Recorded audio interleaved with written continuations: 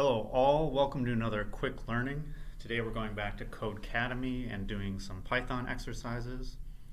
So if you're coming into this in the middle of the series, I'm going to put a link down below to the first video in the series. So that would be on the Python syntax here on Codecademy. But if you are in the right place, then let's go ahead and get started.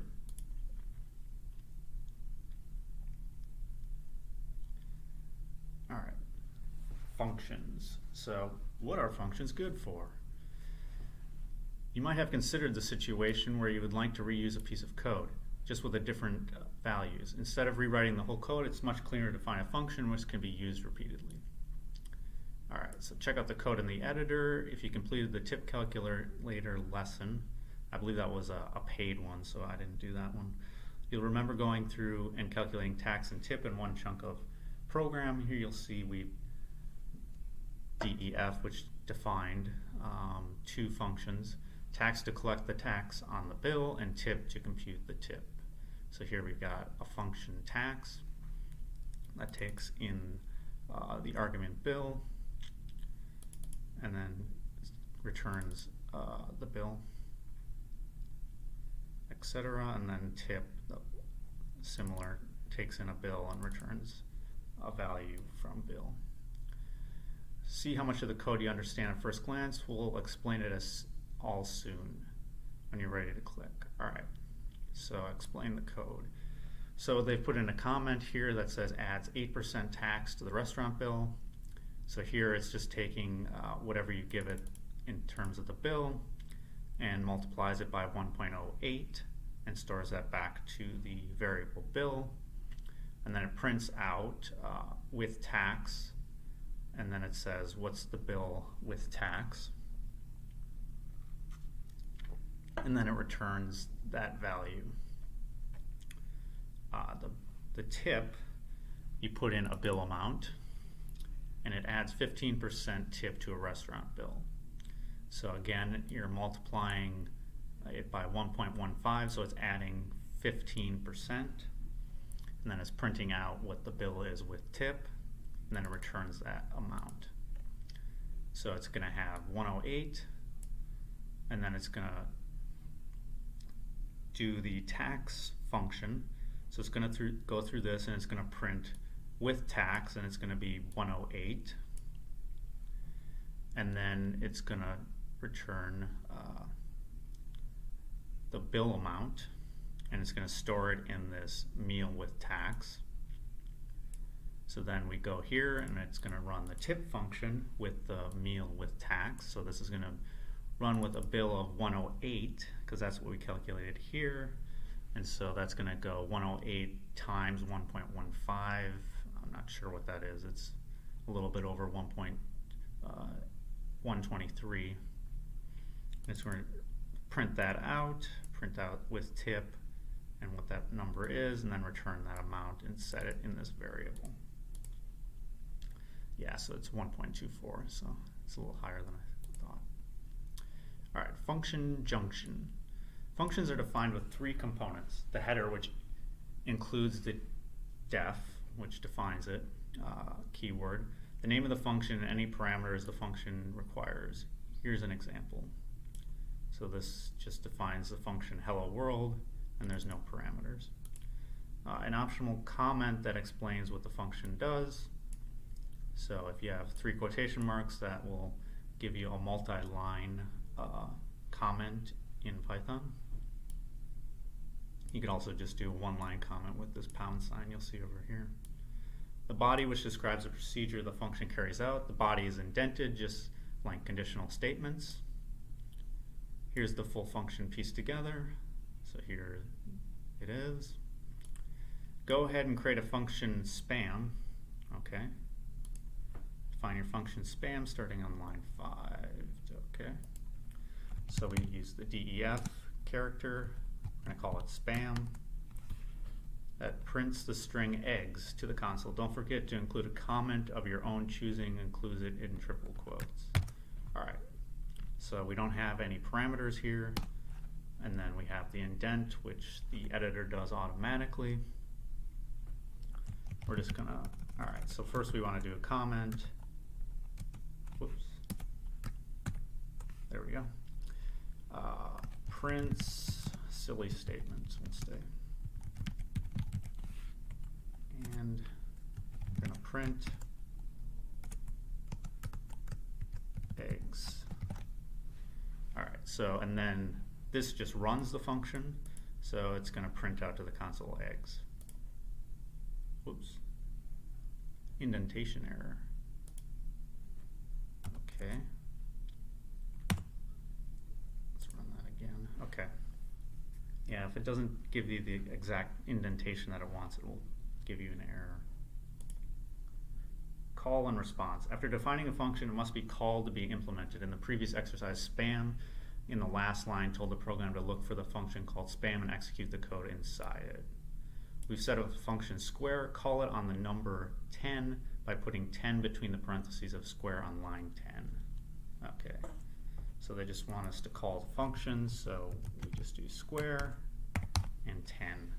So let's see what this function is going to do. It has one parameter and returns the square of a number.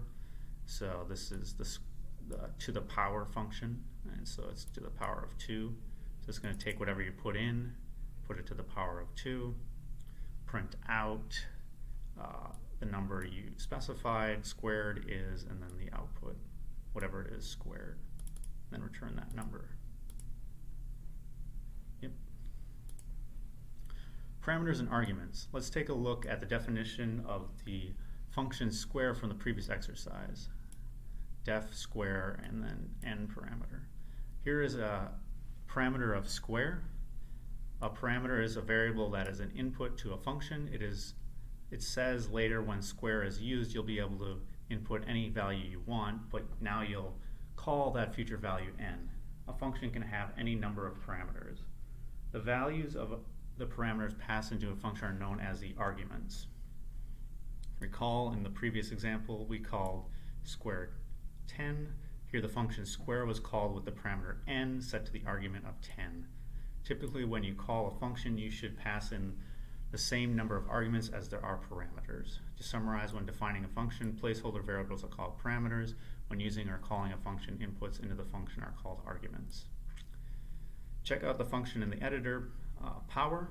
It should take 2 arguments, a base and an exponent, and raise the first to the power of the second. It's currently broken, however, because its parameters are missing. Replace the underscores here with the parameters base and exponent, and then call the power function with a base of 37 and an exponent of 7.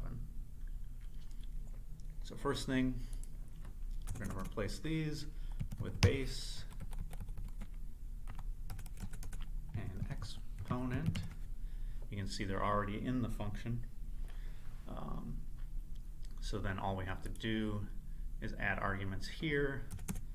So we want a base of 37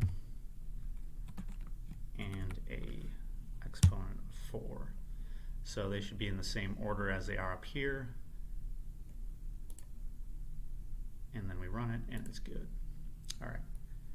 Functions calling functions. We've seen functions that print text to do simple arithmetic, but functions can be much more powerful than that. For example, a function can call another function. So here we've got fun1, which returns n times 5, and fun2 returns fun1 with the m argument, and then plus 7. So it's going to take whatever you put in here, times it by 5, and then add 7. Let's look at the 2 functions in the editor. One good turn, which adds 1 to the number it takes in as an argument, and deserves another, which adds 2. Change the body of deserves another so that it always adds 2 to the output of one good turn. Okay. So we just do like this. We call the function one good turn, and we're going to put n in it. And then that's correct. And it didn't output anything because it didn't call the function. Practice makes perfect. Let's create a few more functions just for good measure. So we defined a function shout that you input the parameter phrase. If phrase equals phrase.upper, return you're shouting. So phrase.upper just takes the string and makes it all uppercase. Else return, can you speak up? So if you do it with shout, I'm interested in shouting, it'll return you're shouting. Example of is just there to help you remember how functions are structured. Don't forget the colon at the end of your function definition. Alright, so first we're going to define a function called cube that takes an argument called number. Don't forget the parenthesis there. Make the function return the cube of a number. Okay, so we're going to do number and then the power symbol and then 3. That will give you the cube. Or you could just do number times number times number. Define a second function. Okay. So we're defining a second function called by 3. Sorry. And that takes an argument called number. And what's going to be inside of this, if that number is divisible by 3 should call cube number and return its result. Otherwise, by 3 should return false. Okay? So we got to put an if statement in there. If number, the modulus operator, 3 equals 0. So this one looks at the remainder of this number divided by 3. So if it's 0, that means it's divisible by 3. And then we have the indentation. So if it's divisible by 3, it should call cube on the number and return its result. So we got to do return. There we go. Otherwise, by 3 should return false. Okay, return false. So you can return false like this because if it does this and then does this, it will leave this function immediately once it does the return. Another way you could do it, although it'll give you the same output, is do an else and then return false. Both will give you the same result at the end of that line. Okay. It doesn't tell me to call the functions, so I just have to run this, and that's correct. I know Kung Fu. Remember, import this from the first lesson in this course. That was an example of importing a module. A module is a file that contains definitions, including variables and functions that you can use once it is imported. Before we try and fancy importing, let's see what Python already knows about square roots. On line 3 in the editor, ask Python to print square root of 25, which we would expect to equal 5. Instead, it throws an error. So without an import, the square root function is not part of Python. You need to import the math library. So I'm just going to do what it says to get through this. Generic inputs. Do you see that? Python said name error. Name square root is not defined. Python does not know what square roots are yet. There's a Python module called math that includes a number of useful variables and functions, and square root is one of those functions. In order to access math, all you need is the import keyword. When you simply import a module this way, it's called a generic import. You'll need to do 2 things here. Type import math on line 2. Okay, so we're importing the math package. Insert math before here, so we're going to do math period square root of 25, so that it has the form math.square root. This tells Python not only to import math, but get the square root function from math. Then hit run to see what Python knows. Okay, so it got the right answer, 5. Function imports. Nice work. Now Python knows how to take the square root of a number. However, we only really needed the square root function, and it can be frustrating to have to keep typing math.square root. It's possible to import only certain variables or functions with a given module. Pulling in just a single function from a module is called a function import, and it's done with a from keyword. So you do from module import that. So this would be from math import square root. Now you can just type square root to get the square root of a number, no more math.square root. Let's import only the square root function from the math. All right. Link that. From math import square root. There we go. Universal imports. Great. We found a way to handpick the variables and functions we want for modules. What if we still want all the variables and functions in a module but don't want to have to constantly type math? Universal import can handle this for you. The syntax for this is from module import star. Use the power of from module import star to import everything from the math module in line 3 of the editor. So we're going to do from math import star. So this just makes it so you don't have to do math.square root. You can just do square root like that, except use a Q instead of a P. All right. Here be dragons. Universal imports may look great on the surface, but they're not a good idea for one very important reason. They fill your program with a ton of variable and function names without the safety of those names still being associated with the modules they came from. If you have a function of your very own named sqrt and you import math, your function is safe. There is your square root and there is math.square root. If you do from math import star, however, you have a problem, namely two different functions with the exact same name. Even if your own definitions don't directly conflict with names from imported modules, if you import star from several modules at once, you won't be able to figure out which variables or functions came from where.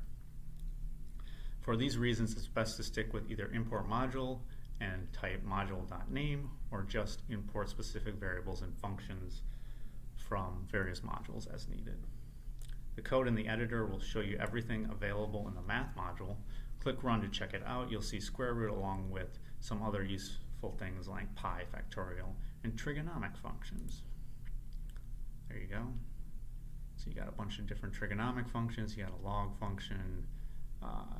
You've got a ceiling function, floor function, and truncate function, radians, etc. On beyond strings, now that you understand what functions are and how to import modules, let's look at some of the functions that are built into Python. No modules required. You already know that some of the built-in functions we've used with strings, such as .upper, .lower, str, and len. These are great for doing work with strings, but what about something a little more analytic? What do you think the code in the editor will do? Click run when you think you have an idea. Okay, so these are defining functions. And then, so biggest number, so then we pass in -10, -5, 5, and 10. So let's look at the biggest number function. So it has star args, which means it'll accept any number of arguments. And it's going to print the max of the args and then return the max of the args. So here, if we do the max function on this, it's going to return 10 and print 10. And then it's going to call smallest number, and you've got the same thing except it's using the min function. So the minimum of that is -10. So it's going to print -10 and then return -10, but it's not stored in anything, so it doesn't matter. A distance from 0, -10. So there's only defines one argument in the distance from 0 function. It's going to print the absolute value of that. So the absolute value of -10 is 10. And then so we're going to return that value, but it's not assigned to anything, so it doesn't matter. So yeah. Max. The max function takes any number of arguments and returns the largest one. Largest can have odd definitions here, so it's best to use max on integers and floats where the results are straightforward and not on other objects like strings. For example, max 1, 2, 3 will return 3, the largest number in the set of arguments. Try out the max function on line 3 of the editor. You can provide any number of integer or float arguments to max. So let's just do max of 5, 8, negative 10. So it's going to print 8. Min then returns the smallest of a given series of arguments. Go ahead and set the minimum equal to min and any sign. Alright. Let's do min, let's do 2.5, sorry, 2.5, 7, and negative 1. So this would return negative 1 and print it out.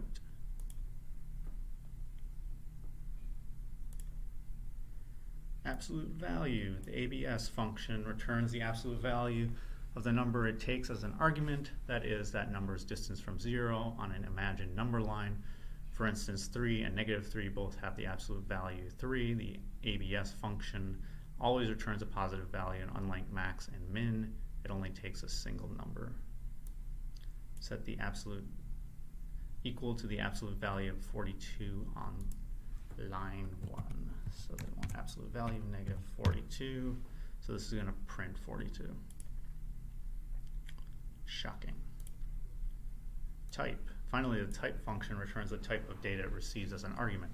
If you ask Python to do the following, so print type 42, this is going to be integer. Print type 4.2, this is going to be float. Print type spam, this is going to be string. So you can see that's what it outputs. Have Python print out the type of an integer, a float, and a string, str string in the editor. You can pick any type, any value on which to call type, so long as they produce one of each. Okay.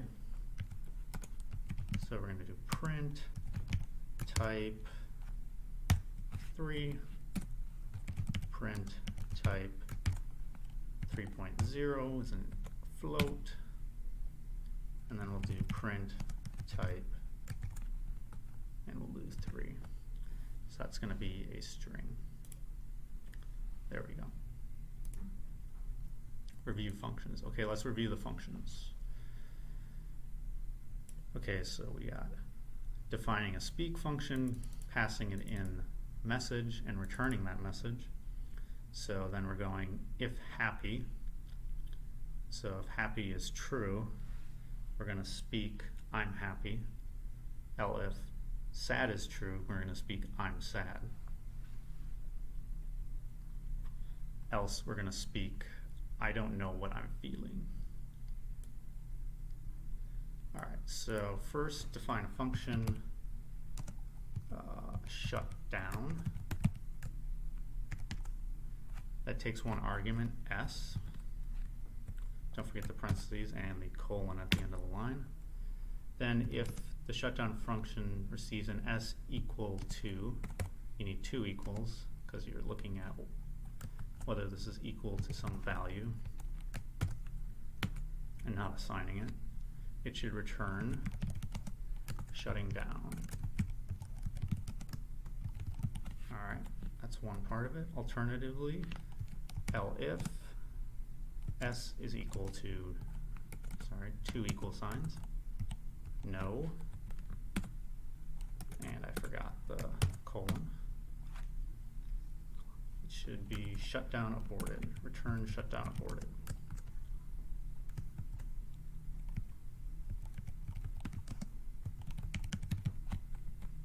Alright. Finally, if shutdown gets anything other than those inputs, it should return sorry. So else return sorry. Okay, that should be it. And that was correct. Review modules. All right, good work. Let's see what you remember from importing modules and specifically what's available in the math module. Import the math module in whatever way you prefer. Call its square root function on the number 13689 and print that value to the console. So we're going to do from math import sqrt, and then all we have to do is put sqrt 13689. And we're printing that? Okay, we're printing that. And we'll print that value. Apparently it's 117. Alright, so review built-in functions. Perfect. Last but not least, let's review the built-in functions you've learned about in this lesson. So they're just going over max, min, and absolute. So first, define a function called distance from 0. Distance from 0. And one argument, choose any arbitrary name you like. Let's put a number. And then we're going to return. Oh, we're going to first look at the type. All right, so if type of type of number is equal to int or type of number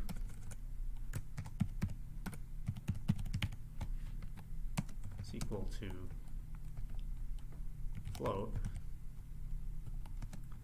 the function should return, so colon, return the absolute value of the input, so absolute value of number.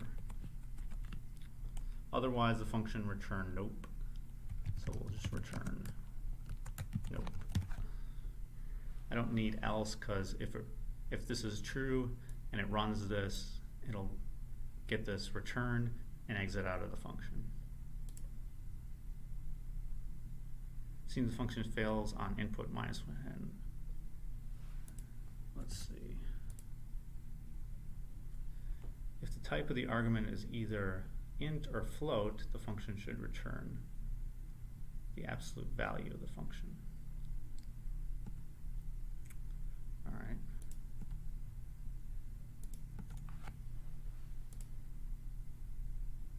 Sorry, I had those in quotation marks and it was not necessary. And that's it for learning Python functions in Codecademy. Hope you guys are able to follow along. Join me for the next section. So goodbye for now.